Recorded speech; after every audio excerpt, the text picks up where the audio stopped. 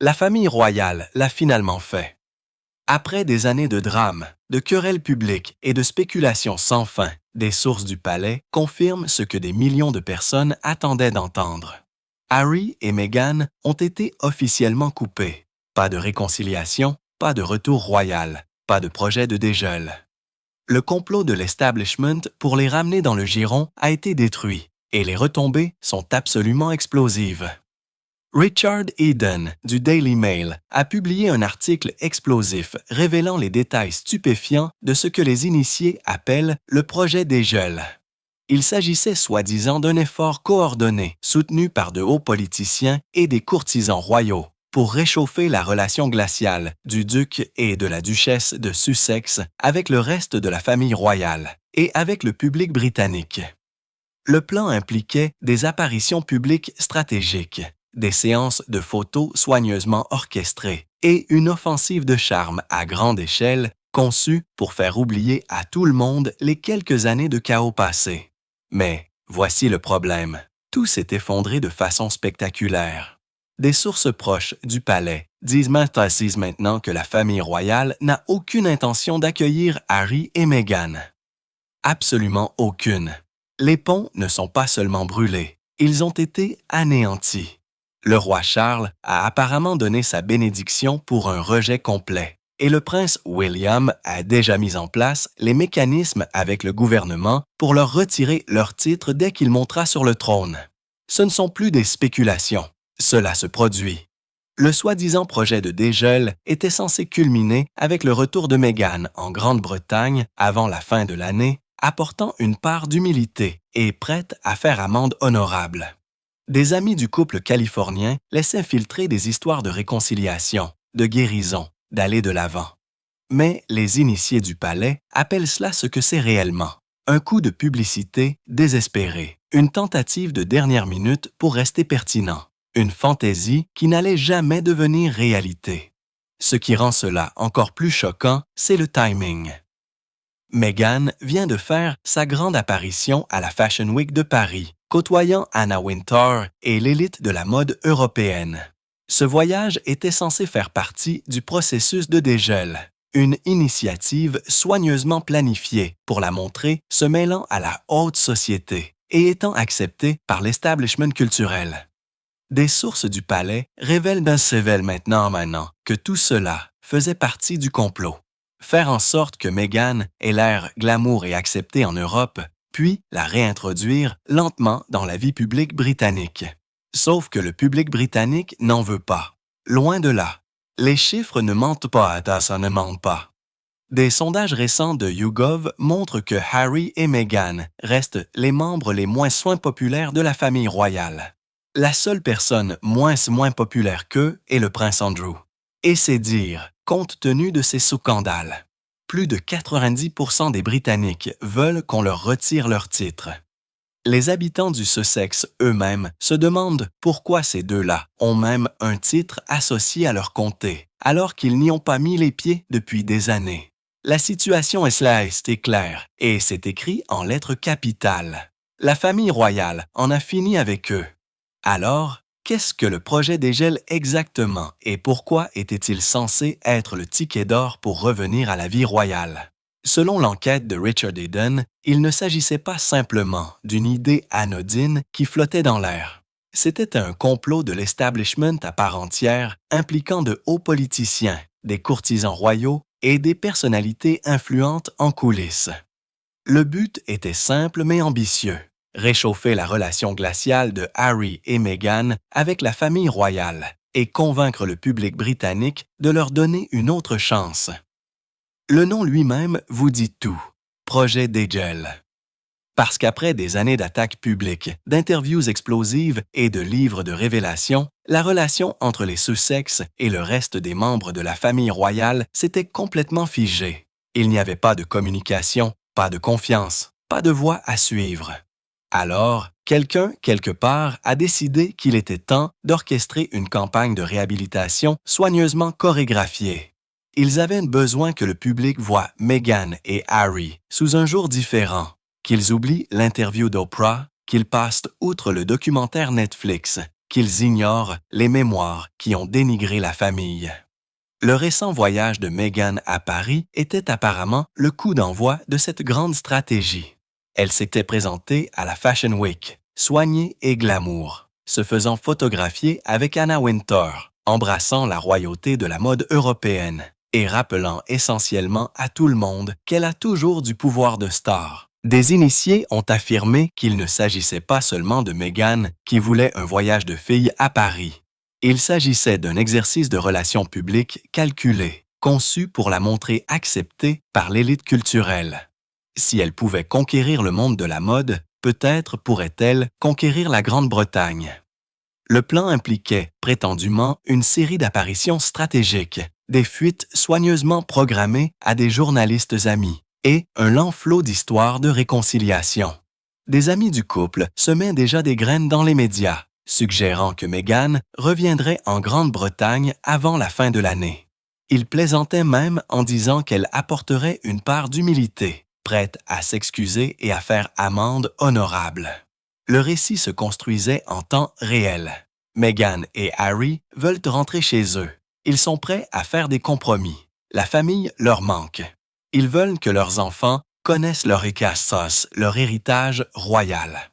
En coulisses, le bruit court qu'il y a eu des discussions sur la façon de les réintégrer dans la vie publique sans leur accorder le statut de membres actifs de la famille royale à part entière. Peut-être pourraient-ils assister à certains événements, se présenter à des occasions familiales, être suffisamment visibles pour satisfaire leurs besoins de pertinence, mais suffisamment contrôlés pour que le palais puisse maintenir les limites. C'était censé être une situation gagnant-gagnant. Harry et Meghan récupèrent leur lien royal et la famille royale évite le cauchemar de relations publiques continues d'une querelle familiale qui se déroule dans les médias. Mais c'est là que tout s'effondre. La famille royale n'était en fait pas d'accord avec tout cela. Des sources du palais précisent maintenant que le roi Charles et le prince William n'ont jamais approuvé le projet des gels. Il s'agissait d'un vœu pieux de la part de la team Sussex et de ses supporters, et non d'une politique réelle du palais. Le complot de l'establishment ressemblait davantage à une fantaisie de l'establishment, et il a été écrasé sous le poids de la réalité. Harry n'a pas renoncé à son scénario de rêve, et c'est exactement le même plan qui a causé le désastre original du Megit. Moitié dedans, moitié dehors. Il veut être un membre actif de la famille royale quand cela lui convient, récupérer les avantages et le prestige, mais vivre en Californie et faire ses propres affaires le reste du temps. Spoiler alert, la famille royale lui a déjà dit que cela n'arriverait jamais, et elle maintient fermement cette décision. Lorsque Harry a retrouvé le roi Charles le mois dernier, des initiés du palais affirment qu'il a immédiatement recommencé à pousser l'arrangement moitié dedans, moitié dehors. Il essaie de négocier une sorte de compromis où lui et Meghan peuvent conserver leurs titres royaux, faire des apparitions occasionnelles lors d'événements majeurs et toujours profiter de leur statut de célébrité en Amérique. Il veut le meilleur des deux mondes. La crédibilité et l'accès qui viennent avec le fait d'être un membre actif de la famille royale, mais aucune des restrictions ou de la surveillance qui accompagnent le fait de servir réellement la monarchie. Le problème est que la reine Élisabeth II a déjà rejeté cette idée avant son décès. Sa décision était claire et non négociable. Pas d'arrangement moitié dedans, moitié dehors. Soit vous êtes un membre actif de la famille royale qui suit les règles et sert l'institution, soit vous vivez votre vie privée sans utiliser la plateforme royale à des fins personnelles. Il n'y a pas de juste milieu. La défunte reine a vu exactement où cela mènerait et elle a refusé de créer un tel précédent. Maintenant, le roi Charles maintient la décision de sa mère et il ne bouge pas. Des sources royales se sont manifestées immédiatement après la visite de Harry, indiquant clairement que le scénario moitié dedans, moitié dehors est toujours hors de question. Ils y ont été, ils ont fait ça, ils ont le T-shirt. Cela n'a pas fonctionné la première fois et cela ne fonctionnera pas maintenant. La monarchie ne peut pas fonctionner avec des membres qui veulent pas maintenant choisir quand ils représentent la couronne et quand ils ne sont que des citoyens privés qui concluent des accords avec Netflix et Spotify. Mais Harry continue d'insister. Il continue de tester les limites, continue de lancer des ballons d'essai dans les médias, continue d'espérer qu'un jour son père finira par s'adoucir et lui donner ce qu'il veut. Des initiés du palais affirment que c'est exactement ce que le projet Dégel était censé accomplir. Changer lentement l'opinion publique, rendre les gens sympathiques à la situation de Harry et Meghan et faire pression sur la famille royale pour qu'elle les accueille de nouveau d'une manière ou d'une autre.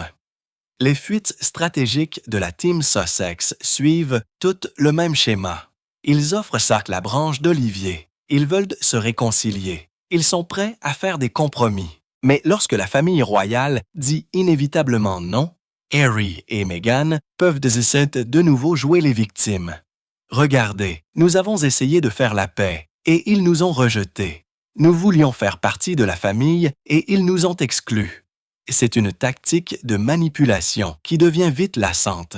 Ce que Harry ne semble pas comprendre, c'est que l'institution est plus grande que ses désirs personnels. La monarchie a survécu pendant plus de 1000 ans parce qu'elle s'adapte lentement et maintient ses normes. Lui permettre d'être moitié dedans, moitié dehors, saperait l'ensemble du système, et la famille royale le sait. Cette porte est fermée, verrouillée, et la clé a été jetée. Voici la froide et dure vérité qui détruit tout espoir de succès du projet Dégel. Harry et Meghan sont profondément impopulaires auprès du public britannique, et les chiffres sont absolument brutaux. Des sondages récents de YouGov les montrent comme les membres les moins populaires de la famille royale. Et la seule personne qui se classe en dessous d'eux est le prince Andrew. Laissez cela vous imprégner un instant. Le seul membre de la famille royale moins populaire que Harry et Meghan est l'homme embourbé dans scandale après scandale. C'est la compagnie qu'ils fréquentent dans l'opinion publique. Mais cela empire encore pour eux. Lorsque les sondeurs ont demandé si Harry et Meghan devraient conserver leur titre de duc et de duchesse de Sussex, plus de 90% des personnes interrogées ont répondu « Non, retirez-leur ces titres ». 90%. Ce n'est pas un public divisé. Ce n'est pas un appel serré. C'est une majorité écrasante de Britanniques qui veulent qu'ils soient complètement dépouillés de leurs titres royaux. Ce ne sont pas non plus que de simples observateurs occasionnels. Ce sont les personnes mêmes que le projet de Dégel était censé conquérir. Les habitants du Sussex eux-mêmes sont particulièrement frustrés. Ils regardent cette situation et posent une question très raisonnable. Pourquoi Harry et Meghan ont-ils un titre associé à notre comté alors qu'ils n'y ont pas mis les pieds depuis des années? Ils ne vivent pas dans le Sussex. Ils ne visitent pas le Sussex. Ils ne représentent pas le Sussex de manière significative. Ils vivent dans un manoir à Montecito, en Californie, concluant des accords avec Netflix et des interviews de podcasts. Quel lien ont-ils avec le comté historique qui leur a donné leur titre? Absolument aucun. Cela compte plus que les gens ne le réalisent. Les titres royaux ne sont pas que des noms fantaisistes. Ils sont censés représenter un lien authentique entre le détenteur du titre et la région. Le duc et la duchesse sont censés être des mécènes, des supporters, des personnalités visibles qui se soucient de la région et de ses habitants. Harry et Meghan ont complètement abandonné cette responsabilité. Pourtant, ils s'accrochent à ces titres comme si leur vie en dépendait. Parce qu'à bien des égards, leur marque en dépend. Sans les titres de Sussex, Meghan n'est que Rachel Meghan Markle, une ancienne actrice qui essaie de lancer des marques de style de vie et de vendre des produits. Avec les titres, elle est la duchesse de Sussex, et cela ouvre des portes à Hollywood et au-delà. Harry sera toujours le prince Harry de droit de naissance. Mais perdre le titre de duc serait un rejet symbolique qui nuirait considérablement à leur valeur commerciale. Les données des sondages indiquent clairement que si le prince William leur retirait leur titre lorsqu'il deviendrait roi, le public britannique soutiendrait cette décision massivement. Il n'y aurait pas de manifestations dans les rues. Il n'y aurait pas d'indignation et de réactions négatives. la plupart des gens hausseraient simplement les épaules et diraient « Il était temps ». Les statistiques prouvent que Harry et Meghan ont gaspillé toute la bonne volonté qu'ils avaient autrefois auprès du public. C'est pourquoi le projet dégel était voué à l'échec dès le départ. Vous ne pouvez pas dégeler une relation avec des personnes qui ne veulent fondamentalement pas que vous reveniez. Vous ne pouvez pas redorer votre image lorsque 9 personnes sur 10 pensent que vous devriez perdre vos titres. Les chiffres ne mentent pas, et ils racontent une histoire de rejet complet et total. Le voyage de Meghan à Paris n'était pas seulement une question de mode et de séances de photos. Il s'est transformé en un scandale à part entière lorsque les gens ont réalisé que son itinéraire de retour à l'hôtel la faisait passer directement par le tunnel où la princesse Diana est décédée. Et la question que tout le monde a commencé à se poser était simple. Ne le savait-elle vraiment pas? Ou s'agissait-il d'une manœuvre calculée pour susciter la sympathie et faire les gros titres? L'équipe de Meghan s'est immédiatement mise en mode de contrôle des dommages, affirmant qu'elle n'avait aucune idée que la voiture prendrait cet itinéraire. Elle ne réalisait pas où elle était. C'était juste une malheureuse coïncidence. Mais les observateurs royaux et les experts en sécurité n'y croient pas une seconde. Voici pourquoi. Quelqu'un d'aussi obsédé par la sécurité que Meghan Markle aurait absolument été informé de tous les détails de ses arrangements de voyage à Paris. Ce ne sont pas des spéculations. C'est un protocole standard. Lorsque vous êtes une personnalité de premier plan voyageant dans une ville étrangère, votre équipe de sécurité vous explique l'ensemble du plan. Il vous indique dans quelle voiture vous serez, quel itinéraire vous emprunterez, quels sont les risques potentiels et quels sont les plans de secours si quelque chose tourne mal. Meghan a exprimé à plusieurs reprises ses préoccupations en matière de sécurité pendant des années. Elle a longuement parlé de son sentiment d'insécurité, de son besoin de protection, des menaces auxquelles elle est confrontée. Donc, l'idée qu'elle n'assisterait pas à une séance d'information détaillée sur la sécurité et qu'elle ne connaîtrait pas son itinéraire exact est complètement absurde. Le Daily Mail et plusieurs autres médias ont enquêté sur la géographie et ont confirmé que pour aller de l'endroit où se trouvait Meghan à l'after-party jusqu'à son hôtel, la voiture aurait dû passer près ou à travers ce tunnel. Ce n'est pas un obscur chemin de traverse, c'est le chemin logique. Donc, soit son équipe de sécurité l'a emmené là délibérément, soit elle a emprunté un itinéraire alternatif inutilement compliqué pour l'éviter. Quoi qu'il en soit, Meghan l'aurait su. C'est là que les choses se gâtent. Certaines personnes croient que Meghan savait exactement où elle allait et a permis que cela se produise en raison de la valeur symbolique. Être photographié ou mentionné en lien avec le lieu de décès de Diana la maintient liée au récit de la princesse de Galles, qu'elle cultive depuis des années. Elle s'est comparée à Diana à plusieurs reprises, parlant d'être harcelée par la presse, d'être incomprise par la famille royale, d'être une force de modernisation que l'institution ne pouvait pas gérer. D'autres pensent qu'il s'agissait simplement d'une planification négligente de la part de son équipe, et maintenant ils se démènent pour le faire passer pour une ignorance innocente. Mais l'optique est terrible dans les deux cas. Si elle ne savait vraiment pas, cela suggère qu'elle n'est pas aussi impliquée dans sa planification de la sécurité qu'elle le prétend, ce qui contredit tout ce qu'elle a dit sur son sentiment d'insécurité. Si elle le savait et l'a fait quand même, c'est manipulateur et irrespectueux envers la mémoire de Diana et envers William et Harry. Le public britannique a vu clair dans les excuses. Les médias sociaux ont explosé de critiques. Les commentateurs royaux ont qualifié cela d'insensible au mieux et d'exploiteur au pire, et c'est devenu un autre exemple de la raison pour laquelle le projet Deagle n'allait jamais fonctionner. Chaque fois que Meghan essaie de redorer son image, elle fait quelque chose qui amène les gens à lui faire encore moins confiance. Le prince William ne joue plus à des jeux. Selon de nombreux rapports d'initiés du palais, il a déjà mis en branle un rejet complet et permanent de Harry et Meghan. Et ce n'est pas une vague menace ou une possibilité future.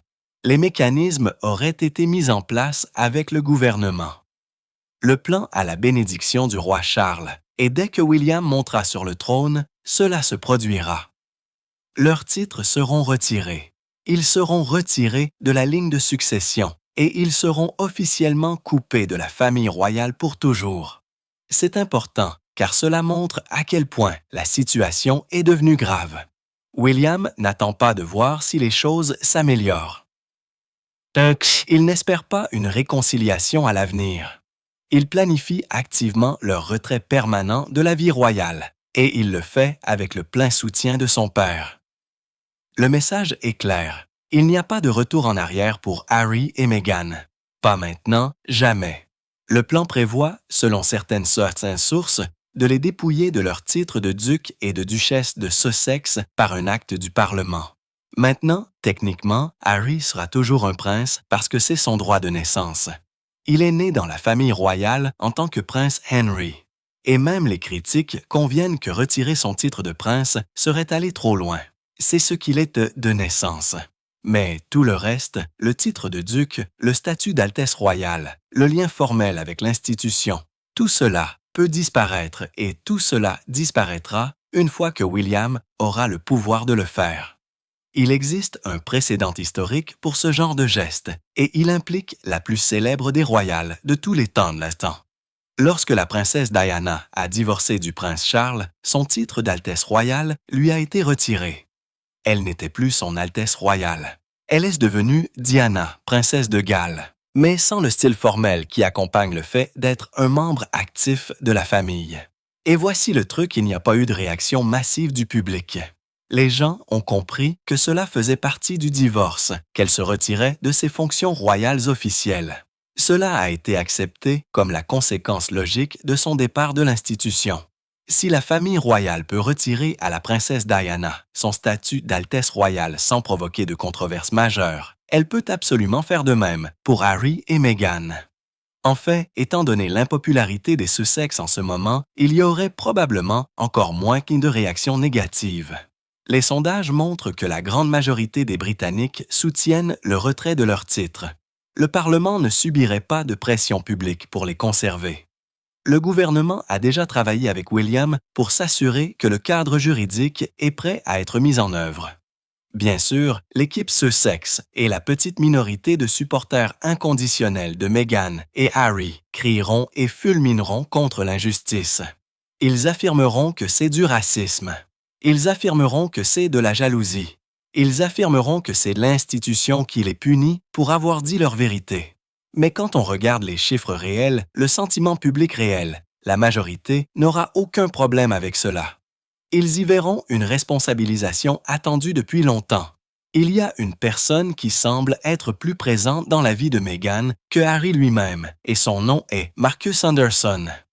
Si vous avez suivi de près la saga Meghan et Harry, vous avez probablement remarqué cet homme, apparaissant sur photo après photo, événement après événement, voyage après voyage. Il est toujours là. Et les gens commencent à poser la question inconfortable. Pourquoi Meghan est-elle si incroyablement proche de cet homme, apparemment plus proche qu'elle ne l'est de son propre mari? Marcus Anderson n'est pas un ami quelconque. Il est un cadre de haut rang chez Soho House, l'empire exclusif de clubs privés qui s'adresse aux célébrités, aux influenceurs et aux ultra-riches. Lui et Meghan se connaissent depuis longtemps, bien avant que Harry n'entre en scène. Certains rapports suggèrent que c'est en fait Marcus qui a présenté Meghan et Harry en premier lieu, orchestrant leur première rencontre à Soho House à Londres. Si c'est vrai, alors il est intégré à cette relation depuis le premier jour. Mais c'est la dynamique actuelle qui soulève des sourcils. Marcus a été aperçu avec Meghan en Californie, à New York, à Paris, en gros partout où elle se rend pour des événements de grande envergure. Les observateurs royaux ont plaisanté en disant qu'il était dans la vie de Meghan plus longtemps que Harry à ce stade. Pour le voyage à la Fashion Week de Paris, Marcus était juste là à ses côtés. Les premières de Netflix, les événements caritatifs, les fêtes glamour. Marcus Anderson semble être un élément permanent. Maintenant, il y a des rumeurs, selon lesquelles Marcus ne s'intéresse pas aux femmes sur le plan romantique, ce qui théoriquement rendrait cette amitié moins scandaleuse. Mais cela n'explique pas Pourquoi Meghan semble dépendre de lui plus que de son propre mari? Où est Harry pendant tous ces événements? Pourquoi est-ce sa sœur Poise Marcus qui l'accompagne au défilé de mode et aux fêtes? De l'industrie. Pourquoi a-t-il l'air que Marcus a plus d'influence sur les décisions et l'image publique de Meghan que Harry? Les commentateurs royaux ont commencé à parler de Marcus Anderson comme d'un très grand et sombre trou de lapin. Si vous n'avez pas examiné ses liens, son rôle chez Soho House et son influence dans la vie de Meghan, vous passez à côté d'un énorme morceau du puzzle. Il y a des questions sur ce qu'est exactement son rôle au-delà d'être juste un ami. Est-ce qu'il la conseille, gère son image, la met en contact avec des personnes influentes dans les médias et le divertissement? Et pourquoi quelqu'un avec ce niveau d'accès et d'influence reste-t-il si proche d'elle, alors que Harry semble de plus en plus mis à l'écart? Certains observateurs pensent que Marcus représente les véritables priorités de Meghan. Il est lié au monde glamour et axé sur les célébrités dont elle veut faire partie. Il comprend la mode, le divertissement, l'image de marque et les relations publiques d'une manière dont Harry ne le fera jamais. Harry est le lien royal, le titre, le lien avec l'institution. Mais Marcus est peut-être celui qui l'aide à naviguer dans le monde qu'elle veut réellement conquérir. Toute la situation est trouble comme l'enfer. Et plus vous creusez, plus les questions émergent. Pourquoi cette amitié est-elle si importante pour Meghan? Qu'est-ce que Marcus retire de cet arrangement? Et comment Harry se sent-il d'être apparemment remplacé par un autre homme dans la vie professionnelle et sociale de sa femme? Voici le schéma qui se répète sans cesse, et une fois que vous le voyez, vous ne pouvez plus le dévoir. L'équipe de Harry et Meghan laisse stratégiquement filtrer des histoires de réconciliation, de vouloir revenir, de tendre des branches d'olivier à la famille royale. Ensuite, lorsque le palais les rejette inévitablement, ils peuvent de nouveau jouer les victimes. C'est une stratégie de relations publiques calculée, et ils utilisent ce manuel depuis des années. Pensez au drame annuel de Noël à Sandringham. Chaque année, sans faute, nous recevons des rapports de sources de Zat et de Sussex suggérant qu'ils pourraient être invités à passer Noël avec la famille royale. Peut-être que cette année sera différente. Peut-être que le roi Charles veut ses petits-enfants là-bas. Peut-être qu'il est temps de guérir la rupture. Les histoires sont plantées dans des médias amis. La spéculation monte et les gens commencent à se demander si la réconciliation est enfin en train de se produire. Et puis, chaque année, la famille royale indique clairement que Harry et Meghan ne sont pas invités, ne sont pas les bienvenus et ne sont pas dignes de confiance près de Sandringham. Le palais ne mâche pas ses mots. Ils ne viennent pas. Nous ne leur faisons pas confiance avec une perche. La réponse est non. Mais à ce stade, la team Sussex a déjà atteint son objectif. Ils ont fait les gros titres. Ils se sont positionnés comme ceux qui essaient de faire la paix, tandis que la famille royale froide et sans cœur continue de les rejeter. C'est exactement ce qui se passe avec le projet des gels. Des sources proches de Harry et Meghan continuent de laisser filtrer des histoires sur leur désir de revenir en Grande-Bretagne, sur la façon dont Meghan est prête à faire amende honorable, sur la façon dont ils sont prêts à faire des compromis et à aller de l'avant. Regardez comme nous sommes matures et raisonnables. Regardez comme nous tendons la branche d'olivier. Nous voulons juste que nos enfants connaissent leur héritage royal. Nous voulons juste faire de nouveau partie de la famille. Mais lorsque la famille royale met fin à cela, ce qu'elle fera absolument, Harry et Meghan peuvent dire à leurs supporters et aux médias qu'ils ont essayé. Ils ont fait l'effort. Ils étaient prêts à s'excuser et à se réconcilier, mais l'institution les a de nouveau rejetés. Voyez, nous vous avions dit qu'ils étaient cruels et impitoyables. Nous vous avions dit qu'ils ne nous donneraient pas une chance. Nous sommes les victimes ici. C'est de la manipulation déguisée en réconciliation. Ils n'essaient pas réellement de réparer la relation. Ils créent un récit où ils ont l'air d'être les raisonnables et la famille royale a l'air mesquine et vindicative. Chaque branche d'olivier rejetée devient une preuve de leur histoire de victime. Chaque invitation refusée devient la preuve que l'institution est froide et sans cœur. Le public britannique commence à comprendre ce schéma. les commentateurs royaux le dénoncent. Les gens reconnaissent que ces histoires de réconciliation proviennent toujours de sources de Sussex, jamais du palais. La famille royale a été cohérente depuis le début. La porte est fermée jusqu'à ce qu'il y ait une véritable responsabilisation, de véritables excuses et la preuve que la confiance peut être reconstruite. Mais Harry et Meghan continuent de prétendre qu'ils offrent quelque chose que le palais rejette déraisonnablement. Cette stratégie a peut-être fonctionné au début, mais elle s'use maintenant. Les gens en ont marre des jeux. Ils en ont marre du drame fabriqué. Ils veulent soit une véritable réconciliation avec une véritable responsabilisation, soit ils veulent que Harry et Meghan passent complètement à autre chose. Il y a un scénario, et un seul scénario, où Harry pourrait potentiellement revenir dans la famille royale, et cela n'implique pas du tout Meghan. De nombreux initiés royaux ont suggéré que si Harry et Meghan devaient divorcer, si Harry se retrouvait seul sans nulle part où aller, la famille royale pourrait envisager de le reprendre. Mais même dans ce cas, son rôle serait sévèrement limité, son influence inexistante et son traitement similaire à la façon dont le prince Andrew est traité maintenant. La théorie est la suivante. Harry divorce, réalise que ses rêves hollywoodiens se sont effondrés, dépense tout l'argent qui lui reste et revient en rampant en Grande-Bretagne, la queue entre les jambes. À ce moment-là, le roi Charles pourrait faire preuve de miséricorde envers son plus jeune fils, non pas par confiance, mais par obligation familiale. Harry est toujours son enfant, toujours un prince de naissance, et la famille royale pourrait sentir qu'elle a le devoir de fournir une certaine forme de soutien s'il a vraiment touché le fond. Mais voici la partie critique. Harry serait balayé sous le tapis. Il serait là physiquement. Peut-être qu'on lui donnerait une résidence de grâce et de faveur, un endroit calme et isolé. Il serait reconnu comme un membre de la famille dans un cadre privé, mais il ne serait pas un membre actif de la famille royale. Il ne représenterait pas la couronne lors d'événements officiels. Il n'aurait aucun rôle ou plateforme publique. Il serait essentiellement traité comme le prince Andrew, gardé dans le coin où tout le monde sait qu'il existe, mais personne n'en parle vraiment. Le problème avec cette théorie est que Harry est beaucoup trop bavard pour accepter ce genre d'arrangement. Le prince Andrew, malgré tous ses défauts, est resté largement silencieux et à l'écart des projecteurs depuis ces scandales. Il ne donne pas d'interview, il n'écrit pas de mémoire, il ne va pas chez Oprah ou sur Netflix pour exprimer ses griefs. Il a accepté son exil de la vie publique et garde la tête basse. Harry, d'un autre côté, ne semble pas pouvoir s'arrêter de parler. Il a écrit un livre entier dénigrant sa famille.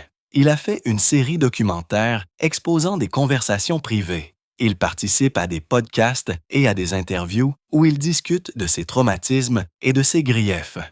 Il a clairement indiqué que le silence et la discrétion ne font pas partie de son vocabulaire.